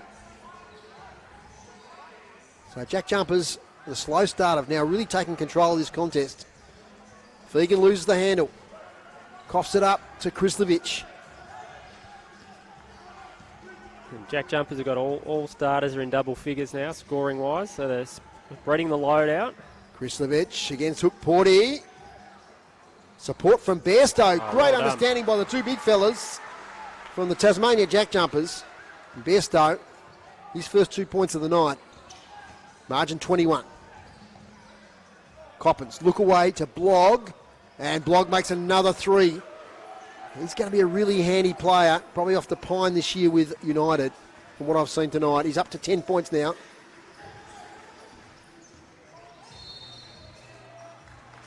And got an offensive foul there. The referee has seen that I didn't see. Simon, did you see it? Bairstow on the screen, on the on-ball screen, moving. Yeah, Majuk has had a fair bit of game time Monday, so whether he's just carrying a slight niggle or something. It's the first time we've seen him tonight. As Matthew McGee, what do you got for us, mate? I was just going to say that, Foz. Majuk coming into the side, the former Perth Wildcats, and spent a year also over in New Zealand and 3 years at Melbourne United. So, bit of a journeyman. He's a big lad. Absolutely, and a really good backup big, I think, Simon, for the JackJumpers. Yeah, well, he's down as a replacement player at the moment, I believe, for Magnay's injury. So, how that pans out for him. But, yeah, he looked a bit rusty probably on Monday night, I thought. Fegan, long shot for 3 misses, and there he is. Majuk getting his first board. He's moving up the court. He looks like he's carrying a bit of an injury the way he's running, but... labouring slightly there, so let's keep an eye on that. Final shot for the quarter. Yep, 6 seconds on the clock. Barker, he goes now. Long shot under pressure. Nearly makes it. And that'll be all she wrote in the third quarter here at Elephant Sports Stadium. Practice match action. And at 3/4 time, it's 79 to the JackJumpers, 61 to Melbourne. So they carried on their winning ways in that quarter to the JackJumpers, scoring 27 to 17. Yeah, so they've, and as Mac has said before, that he's coming over to us. You got Matthew, you got something for us? No, just interesting player on the bench here, taking a bit of an active role in the coaching tonight. Also is Ian Clark. Apologies if you've already mentioned him tonight. No, that's right. Ian Clark, of course, signed a 1-year deal, the former Sydney King Championship player, and with NBA experience. He spent a lot of time on the notes tonight, even having a chat to the coaching Dean Vickerman as well. So if he doesn't get a real lot of court time this year, at least he'll bring some real experience, coaching experience, lots of notes being written down. But a great signing for Melbourne United to have someone like that coming off the bench and with a lot of championship experience. Absolutely, NBA experience, certainly with Ian Clark. Yeah, so what do you think both teams will try and get out of this last quarter, Simon? Well, I mean, I think that Melbourne will be happy with how they've gone tonight compared to the last game, but I think that they'll be looking to finish strong in this quarter. 61 points. They 28 points in the first quarter, so they're really strong there. They've dropped off a little bit because I think the JackJumpers' defensive pressures picked up, and that was something that Coach Roth said at the end of the quarter time, wasn't happy with them scoring 28 points. So he encouraged them to lift their defence, and we saw that in the second and third quarters. It became more physical, and that's the brand of basketball that the JackJumpers bring. Absolutely, and the top scorer at the moment in the game, Milton Doyle, who played a lot of minutes in this game. We might not see much in the last quarter. McVeigh 13, Doyle 22, as I said, Kristovic 11, Crawford 11, Drimich 10. So there's 5 players there in double figures. Really, they've shared the points around for United. Triplett 11, Blog 10, Krebs on 9. Rebound-wise, top rebound in the game is Fab Kristovic with 7, Hook Porty with 6, Bowen with 4, Coppins with 4. Assists-wise, Fab Kristovic leading the game in assists, so he's doing it all at the moment. At the moment, he's got 11 points, he's got 7 rebounds and 5 assists. Yeah, Fab is Fab, he does it all, and he's the workhorse, and he's a beloved player of the JackJumpers down here in Tasmania. Macca, did you ever listen into Melbourne United there? Yeah, I did, Foz. Just want to get back to basics. They want to hustle. They want to keep a close eye on the baseline, both offensive and defensive. I think they can get a bit of movement from there, but also they reckon that the JackJumpers are getting in there a little bit. Dean Vickerman had the last say. He wants to keep the JackJumpers under 100. So that's their goal for this quarter, to try and keep them under 100. So something for us to keep an eye on. Yeah. Well, good start there with Brad Newley scoring a couple of points early on. He's on the 4 fouls at the moment, so he's been on the pine a little bit of recent times. Kristovic releases for 3, always short. Comfortable rebound there for Fegan. They flick the ball around on the perimeter, do Melbourne United. Ends up with Blog. Another 3 for Campbell Blog. And he's now top scorer for United. 13 points, equals second top scorer in the game. Really good from the 3-point line tonight, Campbell Blog, Simon. We'll get to that in a second as we've got quick breakaway. And Krebs makes 2 at the other end. So they've made a run here. And all of a sudden the margin is 11 points. 7 points just like that. A little run in a minute. Yep, and it can happen that quickly at this level. It's, they're great players, they're great shooters. So let's see, and it's going to be against Majuk there. As Hook Porty was putting the pressure on and swinging the elbows around, I think a little bit Majuk there, Simon. Yeah, that's what they called. He got his elbow up. So a trip up the court to perhaps go within double figures. The 18-point lead. It looked comfortable. It's no longer comfortable. Could be under 10 after this possession. KJ Fegan. To Newley, out to the corner to Blog. Dances left and right, and he goes. Campbell Blog doesn't make the bucket. Everything right. Just overcooked it a little bit on the delivery. Well, it was good pressure by Richards just to contest the shot. Stayed with it. Kept it physical. Richards and Barker, the 2 Tassie boys on the court. At the moment, McDonald. Quiet sort of night. Now to Kristovic. Floater, misses. Rebound, Hook Porty. So they got a pretty strong 5 on at the moment. Not even with their starting 5, I think, for United. So they're going to make a run at this game. Fegan out to Newley. Into the paint. Makes a nice bucket. It is now in double figures, this margin here at Elfin Sports Centre. 79 plays 70. A 9-point run to start the last quarter. Majuk to McDonald. McDonald, floater from the free throw line. Doesn't make it. Yeah, JackJumpers have certainly come out a lot flatter offensively. United have lifted. A scoreless 2.5 minutes for the JackJumpers. Contrast to the 9 points for United. As the foul is drawn there on Fegan. So they're going to the line, Melbourne United.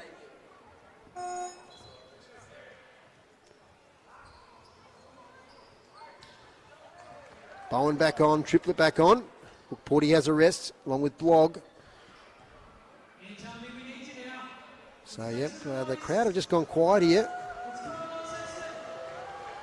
As United have really started to make a run. Misses the first free throw to Fegan.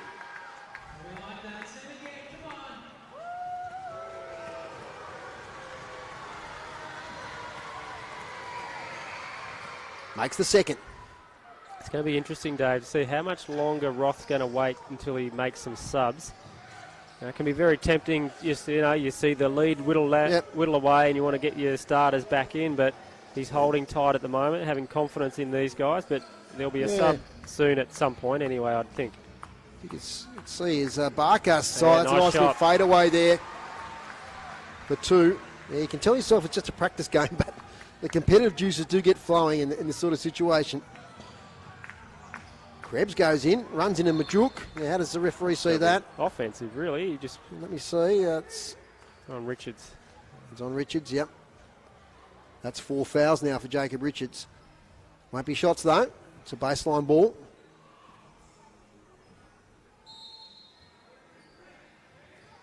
KJ Fegan inbound it. Now Krebs straight away shot, makes 2. And they inch back to within 8 points once again, Melbourne United.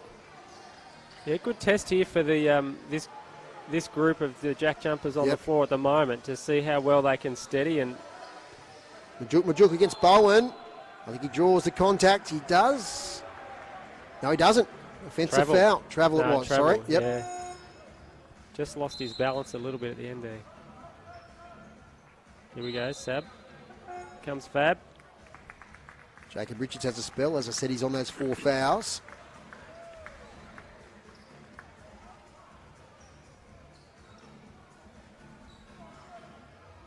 The crowd just lost a bit of energy as this is a really good fight back here from United. And an interesting lineup here for the JackJumpers with 3 bigs out there. Bairstow, Fab and Majuk. So unusual for the JackJumpers to have that sort of lineup on. Fegan from the paint, puts up the shot. Good rebound by Majuk.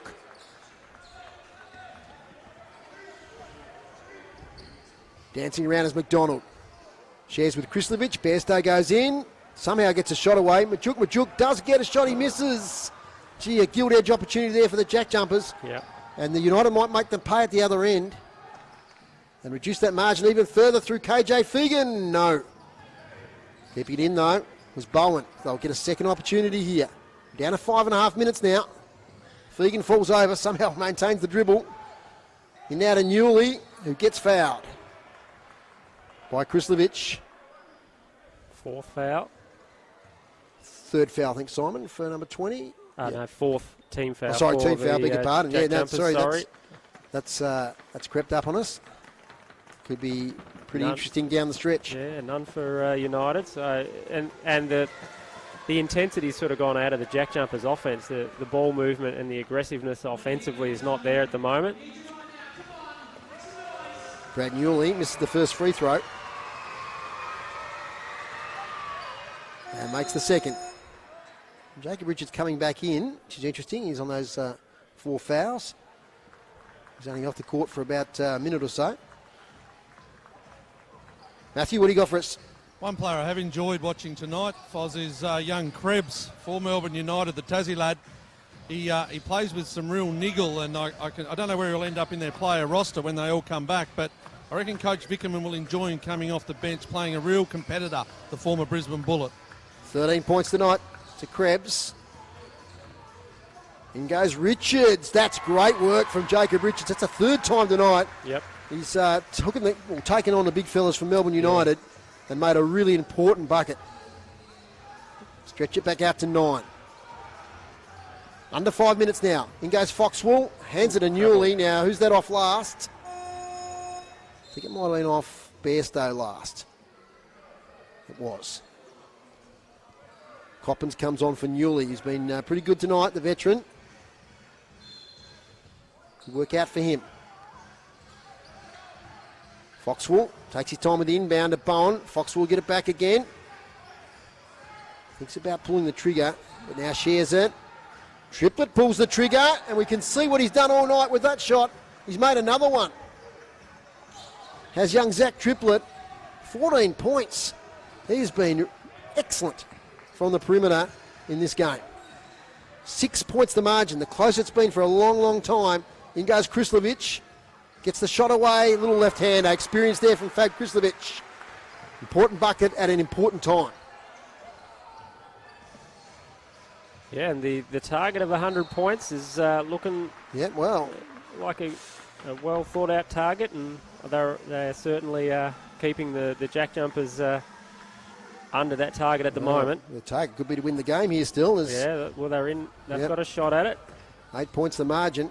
Last couple of buckets by the JackJumpers have just steadied that. 4 minutes and change left. Krislovic thinks about it. Off now to Richards. Bairstow waits for support. Gets it through Barker. Out now to Krislovic. Long shot for three. Important rebound. They get it to United. Although losing the handle there was young Foxwell. Yeah, good work, Barker. Just read that play well and got in position quickly. Second the steal. Second chance here from Bairstow. Look away handoff now to Krislovic, who's been huge in the last couple of minutes and makes another bucket. And first time in a little while, it's back out to double figures. 10 points, 3.5 remaining. Foxwell dodges around, puts up an impossible shot, nearly makes the impossible look possible, but he misses it. And McDonald takes it away for the JackJumpers. Another bucket here to make it pretty hard for United with just 3 minutes left. Foul on McDonald there. So no sign of Doyle or Crawford or McVeigh. Do you think they're on ice? Or Drimmick, yeah. I think they're done. I don't think they'll be coming back on within this last 3 minutes.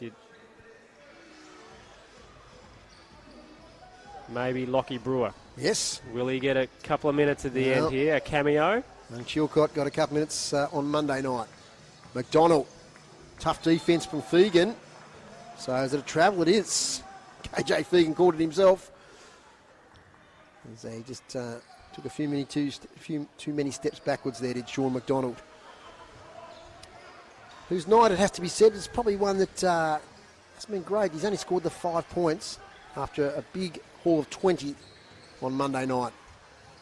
The corner triplet again, surely not. First one I think he's missed tonight.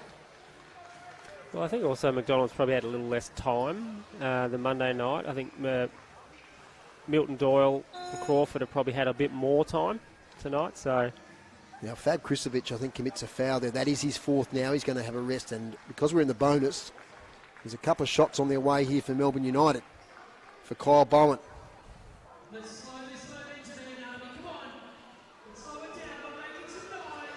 Still in this contest, United. There's time left.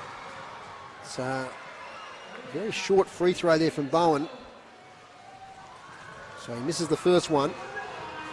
Can he correct it with the second one? Rehearses the shot. Let's see how he goes. He makes the second. Back to 9 points. Porty back on. That's a big move. He goes straight to Majuk. Bairstow getting good minutes in the second half. Hands off to Barker. Barker at the top, lines up for a three. A bit long on the shot, it's the back of the iron. Easy rebounder, Porty. Off now to Krebs, he's stolen away though. Good hand in there, I think it was Barker. So JackJumpers now, time starting to become a little bit of the enemy of Melbourne United. Clock getting towards 2 minutes. 9 points the margin. Here's Barker again. Charges in, Lockie Barker, and makes a nice beautiful shot. bucket. Tough shot. Great season with the Frankston Blues, Lockie Barker. He's in good form. And it's timeout. Late in the game. Margin back into double figures. 11 points, 2 minutes and change left. Matthews getting over towards the JackJumpers huddle here. Get a bit of a listen to Scotty Roth. What an interesting last quarter time. I suppose we were probably giving the listeners and viewers a bit of an impression that we're just playing out time, but just that little 8 or 9 point run there at the start of the quarter just made this a real contest in the last quarter. And I'm sure Scott Roth wouldn't mind that in one sense. That's to put the players under a little bit of game pressure. Yeah, but also he's playing his second unit pretty much out there. So it is really good experience for them to be playing and be put under that pressure of, well, how do we adjust and how do we cope with when the other team's making a run and the other team's lifting their defensive pressure? And Melbourne have really come out this quarter. They're really looking to put a good finish on the game, whereas I think the JackJumpers are quite happy with their their effort so far, and probably I think that Roth's really thinking about this quarter is about the development players and the bench players getting the opportunity to lead it through. Absolutely, finish it off. and quite an animated Reece Carter down there, along with veteran Dave Barlow, great servant of basketball in Australia. Okay, Macca, Scotty Roth, what do you have to say with 2 minutes to go? Yeah, look, initially just put a little bit of work into Majuk. Just wanted him to stand his place under the ring a little bit stronger, make them go past his shoulder, he was saying. But I was just looking at Lockie Brewer. How great for the young Launceston youngster just to stand in that huddle, look over Scott Roth's shoulder and was taking it all in. Hopefully he might get a minute. We'll see how he goes. Yeah, Fantastic. we're hoping he might get a cameo. Here we go now. We're now under 2 minutes. Gee, nearly a steal away there from Barker on blog. Full court press here from the Jack Jumpers. They steady back now into a defensive pattern. In goes Fegan. He's stripped of the ball by Majuk. United ball, but some seconds being eaten up here. There's just 4 left on the shot clock when the ball is inbounded. Jack Jumpers should be safe from here, but they'll need to score at least a couple more buckets, I'd say. And Simon called that one for me. 5-second violation. Thank you. So you've got 5 seconds to inbound the ball. So I wasn't watching Fegan. I was looking at all the movement, but the 5 seconds expired. So that's a massive turnover. Because, not a common turnover either. No. So. Bairstow. Now to Barker. Pressure from Blogg. Maintains possession. Give and go from Majuk with McDonald. Back to Majuk against Hook Porty. Gets it stolen off in here by Newley. Newley now to Fegan. Kicks it out. They need this one through Blogg, and they don't get on this occasion. They do get the rebound, though, through Hook Porty. His shot misses. Strong defensive board there from Majuk. So they're running out of chances now to get back in this game. 1 minute left, 11 points the margin. Yeah, United needed that triple to fall, and also the previous possession on the end ball. If they'd scored out of that, they would have been happy. Open for 2 there was Bairstow. He misses. Taken away by Newley. His eyes dart left, looking for support. Now back to Fegan, long to the corner to Krebs. Krebs, always short on the 3-point attempt. Easy board to Majuk. 40 seconds left. There's Newley. Newley's That out. might be the end of the night for Newley. That's his 5th. His 5th, probably not a big deal now. It's just got over half a minute to go. Side ball to the Jack Jumpers. I think the crowd have got their money's worth, Simon. Oh, without a doubt, It's yeah. been a really good competitive game of basketball. And within that, there's been some really good offensive moves and some highlights and dunks, and so, gotten everything that the crowd could ask for from a game, a competitive game, intense game, and some, little bit of special sauce on top Absolutely. as well. And here we go. Here we go, Lockie Brewer. Courtside reporter Matthew McGee asked for it, and Lockie Brewer is going to get some time here with the Jack Jumpers. I'd love to see him put up a shot. Give the boy the ball. Run a play Give for the boy him. the ball. Barker. McDonald. Still time left for a shot. Plenty of time. 14 seconds left. McDonald waiting for some movement. Now to Richards. Now, unfortunately, Lockie Barker just spilled the ball, but that's okay. He's touched it, and that's important.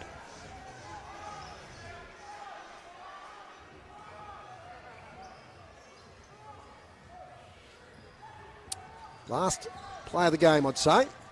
There's a miss here. I think the Jack Jumpers will just play it out. Shot goes up. Oh, gee, strong rebound by Bairstow. Physical to the end this game. As Tanner Krebs went up against Bairstow.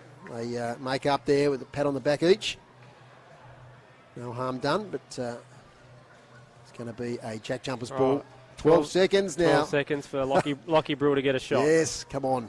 Don't just dribble it out. Lockie Brewer, young Launceston lad. Launceston College, educated. Our best young talents. 10 seconds. And Sean McDonald was pulled up. Oh, Sean, come on. You got to get Lockie a shot. That's all she wrote here. at Elephant Sports Stadium. The game is over. Great game of basketball. And it's the JackJumpers 89 defeating Melbourne 78 in a fantastic contest. A really high intense game of basketball. Players shake hands. We're hoping to get a bit of a word with perhaps a player or a coach. Matthew McGee's down there. See how he goes. Might get a little bit of sum up from you, Simon, and we'll look at some of the high scorers and high rebounders.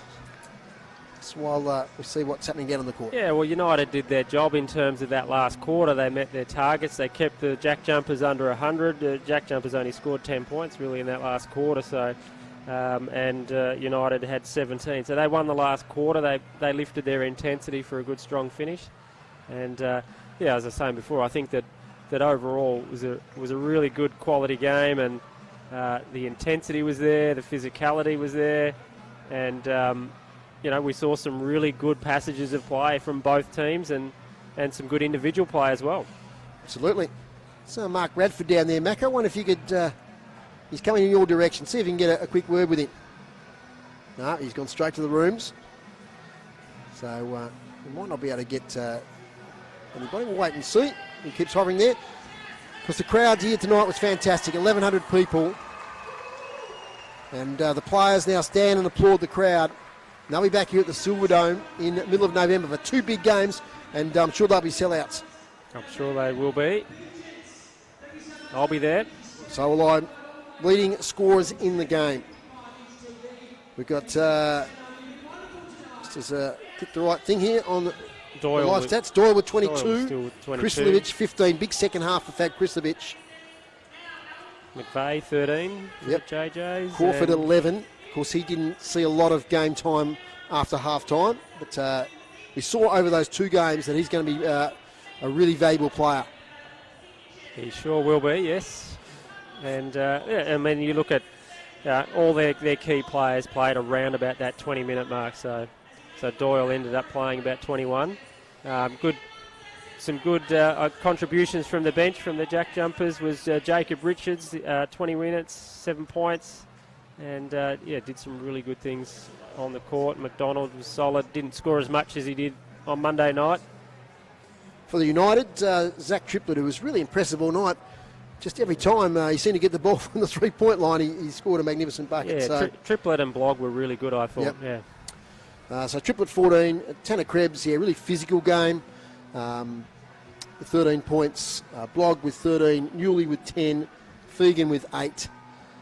There. What about the rebound, Simon? You got something for us there? Rebounds, we had Hook Porty, who had 10 for United, was their key rebounder, and Bowen had 7, so they were their main rebounders. And for the JackJumpers, the fabulous Fab Krislovic with 7, plus 5 assists, so he was really in amongst the game today. And Bairstow had 4 rebounds, and Majuk came on and only 8 minutes, but he got 6 rebounds. So that was sort of the rebounds. Otherwise, the rebounds are fairly well spread across the JackJumpers players, all around, sort of all getting a couple or 1 or 2. It's a low number of blocks in the game, wasn't there? Just only half a dozen blocks all night. It wasn't a strong defensive game.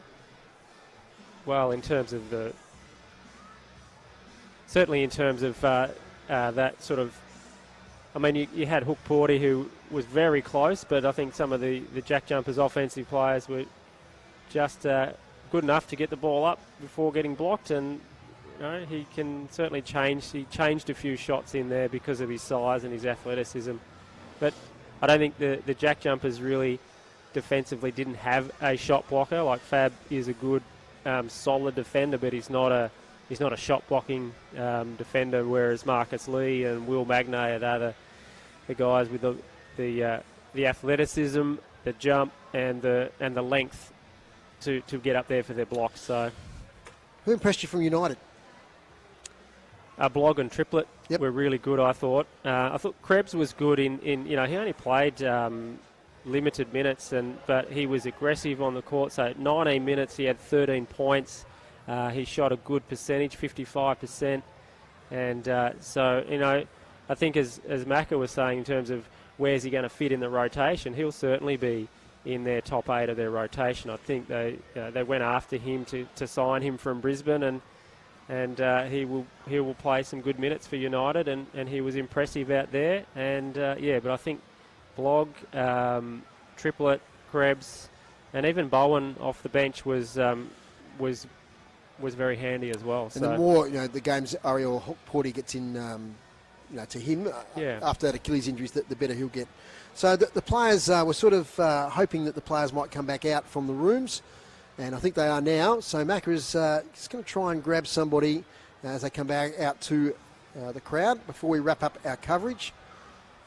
See Will Magnay there, he's moving pretty well. It looks like he's going to be back in the blitz, and that'd be fantastic. And of course, the players now really start to ramp up the training leading into the blitz, Simon. Yeah, and I mean, it'll be really good to get Magnay if they can get him into the blitz. He's promised so much, and he was such a big signing. And he hasn't really delivered that, but he's had a lot of injuries as well. So I think it'd be really good for the JackJumpers and for him as well, just to have that season where he's injury-free, and hopefully this injury hasn't set him back too much in terms of his pre-season preparation. He'll take a few months, I think, really to get into the swing of it through the game. And that's what Jorick was saying, is that Marcus Lee's there is that sort of insurance plan, but having both of them fully fit towards the end of the season will be a massive bonus for the JackJumpers defensively, because both of them are big shot blockers and athletic, and they can score. So really exciting to have both of them fully fit. Well, it's nearly time to wrap up. Macca, we might just go down for your final word. Pretty entertaining game. Yeah, it was an entertaining game. Sorry, boys, I've got no access to the players down here. They're following their media commitments. They're doing some... they've got all the kids surrounding the court, and they're doing some cool downs, but also signing some autographs. We were going to try and grab a coach, but I think they're all in there. They went straight into the rooms, and we'll see what we can get. But at this stage, unless I get a quick one here... No, I might just throw back to you, and if something happens in the next 30, 40 seconds, I'll let you know. All right, thanks guys. Mate. Well done, good call. No problem. Thanks, Simon. A really entertaining game, and we look forward now to the JackJumper season, which kicks off at the end of September. Yep, looking forward to it, and I think we'll go pretty well. It's a good team, and I think probably one of the strongest teams we've had. So let's hope that they can just go that little bit further this year. Some thank yous. Thanks to Jasper on the camera tonight. He did a great job. Thanks to Patrick here, who's been helping us out too as assistant producer. Thanks to you, Simon. Fantastic. That's the end of our commitments for this year after the Tornadoes games. It was been good fun bringing the basketball here in northern Tasmania. And thanks to Macca McGee down there on court side. Thanks to Jack Soward for setting things up for us. Fantastic job. And thanks to the Tasmania JackJumpers Basketball Club. And we've got... You've got a mouthful of food here. Okay. The great Mark Radford. Yeah, Tassie legend up here, Mark Radford. Obviously a practice game, but from a coaching point of view, how did you go with getting something out of that tonight? I think we got a lot out of not just this game, but the 2 practice games here in the north.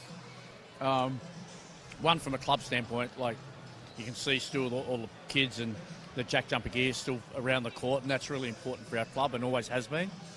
From a playing standpoint, I felt like we improved some things in this second game, and I think our full court pressure was a little bit more stable. The other night was a bit inconsistent, and that doesn't mean getting turnovers and forcing turnovers on every possession, but just we want the accumulation effect of Scott plays 11 guys. We want to keep the pressure on for 40 minutes, and hopefully, some of that stuff pays off for us down the stretch when fatigue becomes a factor. And you mentioned your time up here in the north, down the northwest coast, and obviously here in Launceston. It's been a good few days from a team point of view. Yeah, from a whole club standpoint, the Ulverston trip, we went out to Camp Clayton as a group and sat by a campfire and had a meal together, and it's really good to have that time where we can bond and integrate some of the new players that we have within our team. And just to get around the community, we've done a lot of clinics. Players don't normally do full day of clinics on game day, but I've done that because this trip isn't just about playing these games. We still have the blitz to go with practice games. We had a California Baptist College come in and played a practice game a couple of weeks ago.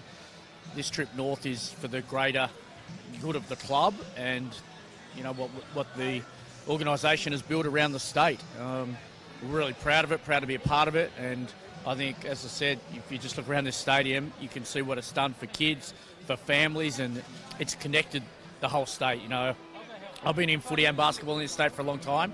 There hasn't been a sport that's connected the state like this. This basketball club has not just a team; it's a whole club, and you know, really, we should all be really proud of that. Tell us about a couple of new imports, and can we expect as fans a different game style this year, or very similar, or does it change around the players that you've got in? Yeah, I think it does change a little bit with skill set, and you know, Jordan Crawford is quite athletic and plays a different style to Josh Majette. I'm not saying that he's better; it's just different. Josh led this club to 2 final series and has been a super player. So I don't want to, you know, I don't want it to be looked at like that. He's just different, and he brings a different aspect to us. And one of that is his pace and his ability to pass the basketball, you know, in transition, and so that speeds our game up a little bit, which we need to be careful of. From one standpoint, it's good on one side, but on the other side, we were a very low turnover team last year. Faster you play, you can be a little bit more exposed to that. So that's definitely a focus for us to be able to do both. And then you have Marcus Lee come in that's going to provide, you know, rim protection, an athlete that we haven't had, and he's going to be able to work in tandem with Will Magnay. So that's going to give us a different look on the defensive end, as well as his ability to play in pick and roll. Marcus above the rim. Will we see Lee up at the Blitz on the Gold Coast, and also Magnay? How far away is he? I probably won't see Will. He's on a little bit of a restricted program at the minute, but he won't be too far away from the first game, I'd imagine. Marcus, he's good to go. He actually just had a flight back from the US. He had a wedding that was he was best man at, so we're not having him fly, you know, 14 hours, get off a plane, My word, and go and play. That's too valuable for that. Look, good luck up on the Gold Coast in the Blitz, and obviously good luck for the season opener. Can your Bernie Dockers get it done down there this year and knock off Devonport? Well, I'd like to think so. Devonport's been pretty good the last couple of years, so no, I hope the Bernie boys can get that.